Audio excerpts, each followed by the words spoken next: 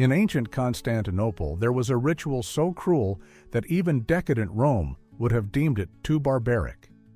Every night in the Hippodrome, under the gaze of thousands of exhilarated onlookers, performances took place with children as the victims. Little performers, scarcely 10 years old, became part of a spectacle called The Leader and the Swan, a show in which the boundaries of humanity were erased. From this place would emerge one of the most dangerous minds in the empire's history, a woman history would remember as Theodora. On stage, a child lay naked while trained birds turned her body into an attraction. The crowd raged, coins fell like rain, and sorrow and shame were converted into entertainment.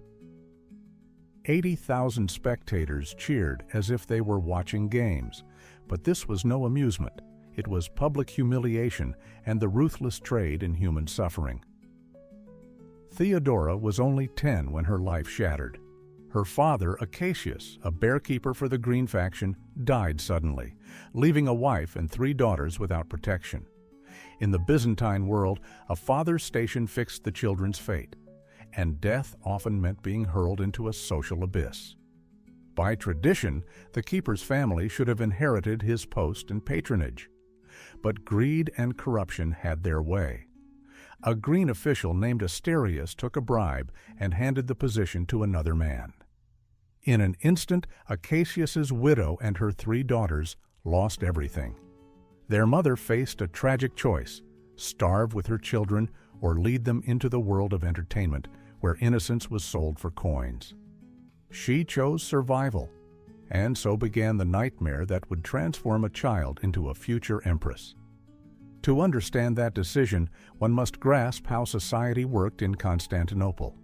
The city was divided between 2 powerful factions, the Blues and the Greens, who ruled everything: politics, theater, even street trade. Every resident had to belong to one of them, and that allegiance defined an entire life. When Acacius's family was cast off by the Greens, it seemed no help would come. In desperation, the widow placed laurel wreaths, the symbol of supplication, on her daughters' heads and led them into the Hippodrome arena. There, before a crowd that devoured spectacle like a wild beast, she bowed and begged for mercy. Some turned away with indifference, others laughed. But then the rival Blues chose to show compassion and offered the family aid. That moment saved them from death and, at the same time, sealed Theodora's fate. To her, it wasn't an act of kindness, it was a lesson. Power is the right to decide who lives and who dies. Theodora was 10 when she began to perform in the Hippodrome. What people called art was, in truth, coercive entertainment that trained children to obey with their bodies. The Leader and the Swan became her specialty, a spectacle where performance blended with humiliation. People cheered, coins flew, and she learned that a body sells dearer when accompanied by a smile. Behind the curtains, when the torches dimmed and the drums fell silent, the real horror began. In the chambers of the Hippodrome, children 8 or 9 years old were rented out to wealthy senators and merchants. Byzantine law classed actresses as prostitutes, which meant that everything that followed the show was legal. In such circumstances, a girl grew up faster than anyone should. She learned that pain has value, that tears can act as currency, and that men's desires become weapons if one knows how to read them. Where other children broke under the strain, she began to observe. She studied human behavior, weakness, emotion.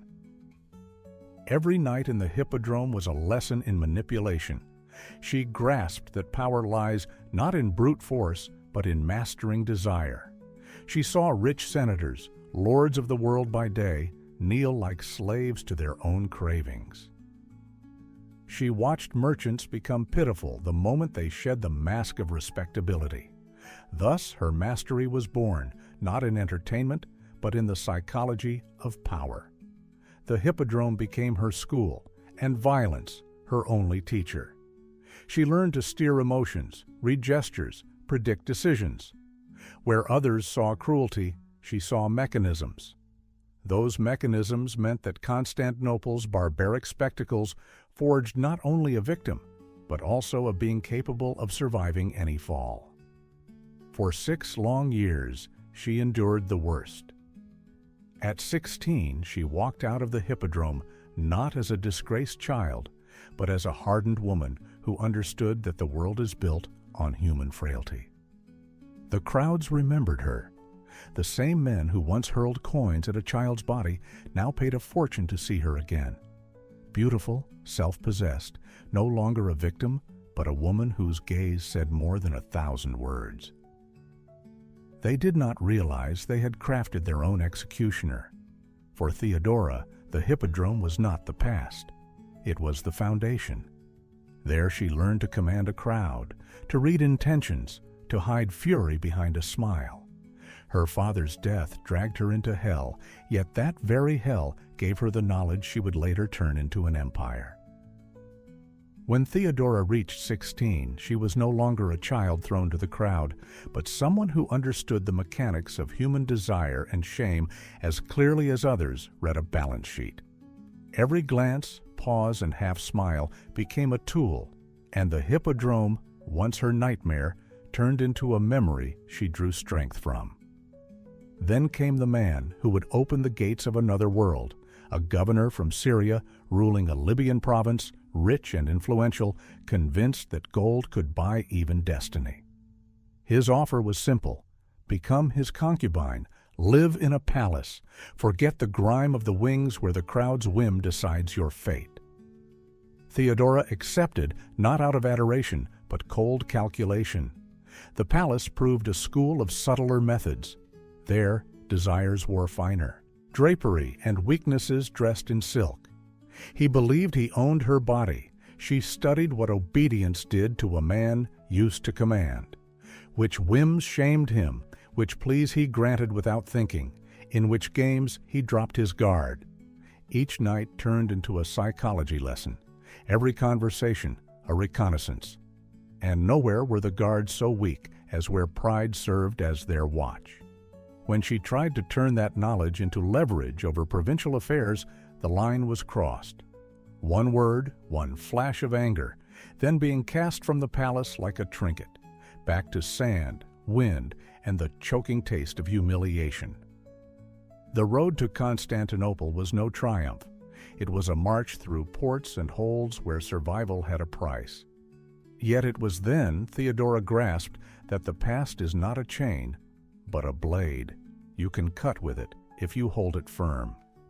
On merchant ships and in dockside taverns, she learned new dialects of power: how a tongue loosens for an extra coin, how secrets spill over a cup, how a vigilant captain stops being vigilant when someone names his fear out loud. Every man became a case study, each transaction an entry in a mental archive of influence. In Alexandria, she found a religious circle that offered not only fellowship, but a network. In a world where doctrinal rifts had political teeth, belonging was a currency as real as gold. In Antioch, she met a performer of the blues, and from her lips emerged a name that would change her life: Justinian. They said he was a middle-aged prince, severe in his ambitions and sharp in reforms, a mind fixed on law, taxes, and order. Rumor had it he was asking about a woman from the Hippodrome who could strip arrogance into helplessness with a glance. When her ship cut the waters of the Bosporus and the domes of the city that once shamed her flickered ahead, she knew she was not returning for absolution, but for a debt the world owed her. Their first meeting brought no fireworks. It brought a silence in which every word weighed more than gold. He saw beauty, but heard more: intelligence without vanity's glitter, sensitivity held in discipline, a story braided to leave him with a question he could not name. Theodora did not seduce with the body. She programmed the desire to be heard, understood, and rescued from the loneliness that haunts anyone who decides the fate of thousands. Where others fawned, she tuned the rhythm of talk, set the right pauses, and let silence do what no flattery could. The bond grew, and the court boiled. The obstacle was not only elite pride, but a law that raised a wall between nobility and women with a stage past. Over all this presided an empress who would not watch a rule become an exception, least of all for someone like Theodora. The standoff held until the obstacle vanished as swiftly as opponents disappear when they fail to see they are the last barrier before the rules change. With the ruler's death, the chief resistance ebbed. A legal change followed that opened the road to marriage. Soon the union was a fact, and she was no ornament, but an equal piece on a board where the prize was dominion. With their joint coronation, Constantinople gained a pair it had never seen. He, a reformer devoted to codes and decrees; she, a master of people, an intuitive strategist who saw fractures where jurists saw paragraphs. Her influence wasn't a whisper in the dark, it was a precise reading of where a ruler's will would collide with the emotions of crowds, officials, and grandees. She did not plead. She stood beside him and took co-responsibility. And he, schooled in cold logic, suddenly saw another dimension of rule, the ability to make people do what is needed because otherwise they cannot face their own reflection. But cities are capricious, and crowds keep score. Beneath polished marble, anger swelled, tax burdens, ruthless collectors, strangled ventures, slighted houses, the rage of factions that no longer believed they held first chair. The spark came when men from both blues and greens languished in cells. Two rival camps found a shared battle cry, a word that would set the city ablaze. Nika! Soon homes burned, halls fell, and fury rolled like a wave at the palace itself. Generals urged evacuation, officials packed treasures, advisors insisted life mattered more than marble and crests. Then Theodora rose and spoke the words that entered history. The royal purple makes a fine shroud. Better to die than live in the disgrace of flight. It was no pageant of heroism, but the definition of rule. A throne has meaning only if you stand upon it on the worst day. In that moment, a decision was taken that would spill blood on the Hippodrome stones as never before. The plan was simple and merciless. Separate ringleaders from the mass, seal the exits, strike from several sides at once. Troops moved under seasoned commanders, and when the rebels' cheers peaked, the gates were barred and the line advanced. No negotiation, no warning, only steel, screams, and sand-drinking blood. By nightfall, the dead numbered in tens of thousands, and the memory of that day would forever echo, a single word meant to promise victory, but remembered as a herald of slaughter. The city's ashes pushed the ruler toward deeds that redraw horizons. Where fire erased the old, plans rose for something larger and bolder, a temple whose dome would stand as a sign not only of faith, but of mastery over chaos.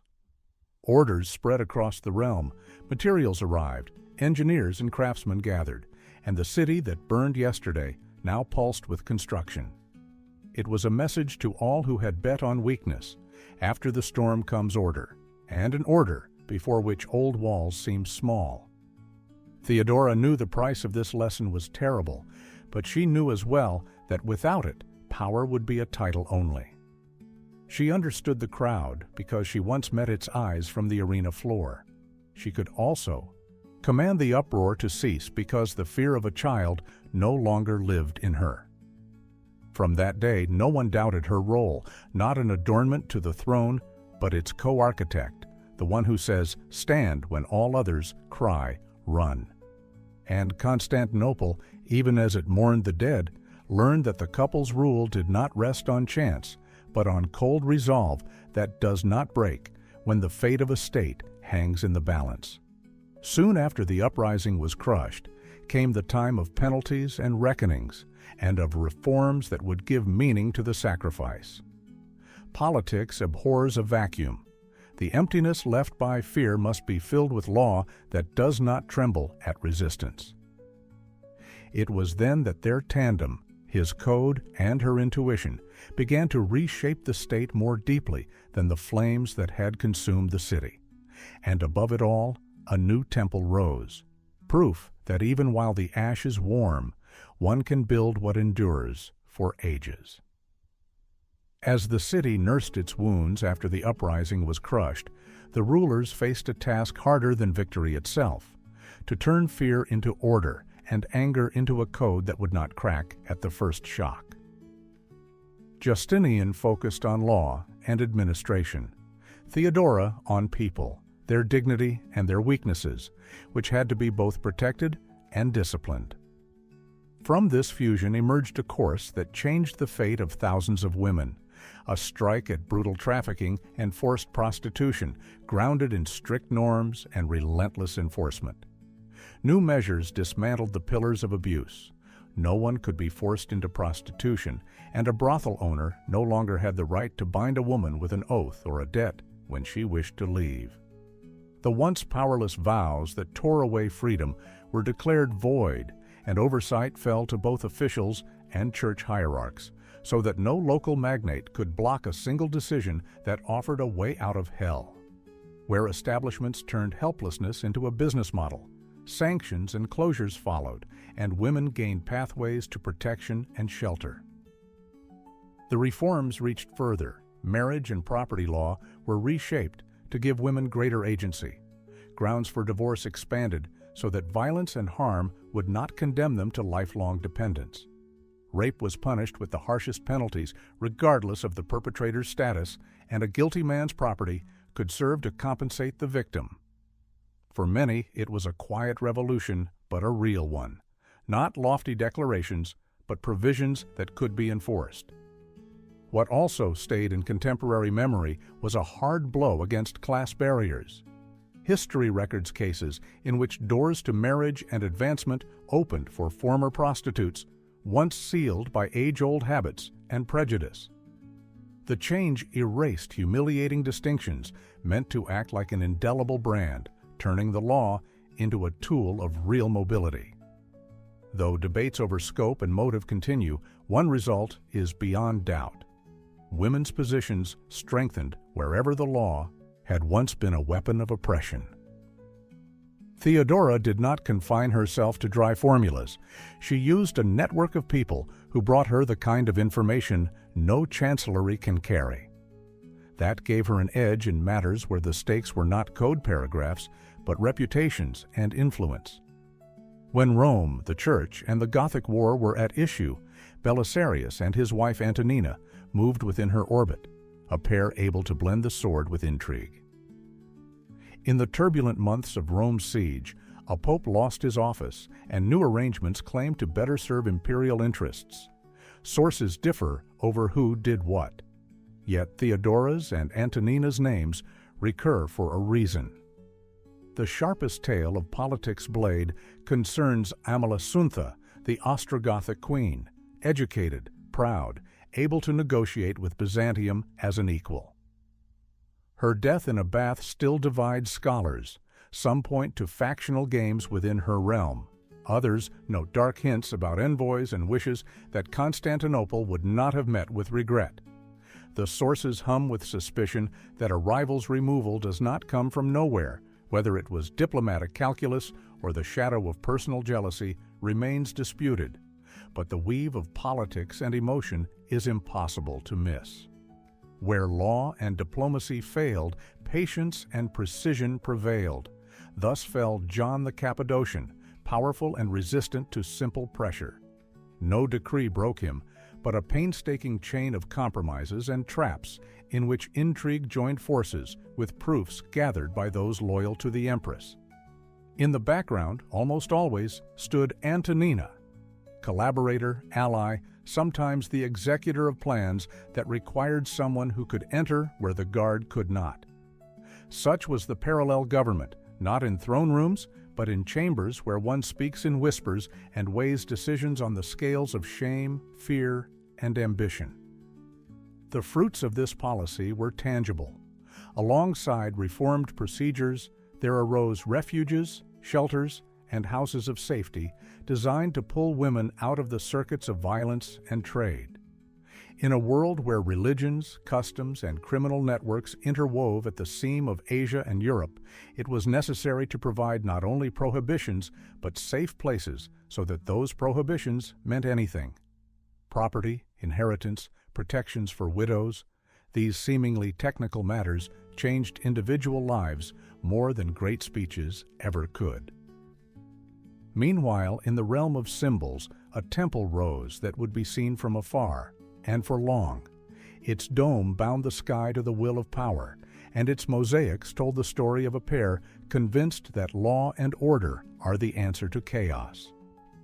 Theodora appeared in mosaics with near-royal gravitas, not as one who stands beside rule, but as one who co-authors it. This was not only aesthetics, it was a statement about a woman's place at a ruler's side, a place that is not adornment, but shared responsibility. When illness began to dim the Empress's radiance, the consequences proved no less political than her choices in life. The ruler never found another who could fill the void she left in intuition and civic courage. He lived long but governed differently. Without the partner who could say no at the right moment, he pushed on with less finesse and greater solitude. Her memory did not fade. It endured in norms that protected the vulnerable, in tales of resolve, and in debates over the limits of politics that sometimes wields tools sharp as a razor. Theodora's legacy is full of paradox. The woman most wounded by her youth fashioned statutes meant to stitch that world's wounds. She used hard instruments because she knew the hardness of her foes. She built institutions because she knew that without them, law is only a word. At the end of that road remains a story of how trauma need not be a chain. It can become a key that opens doors for others.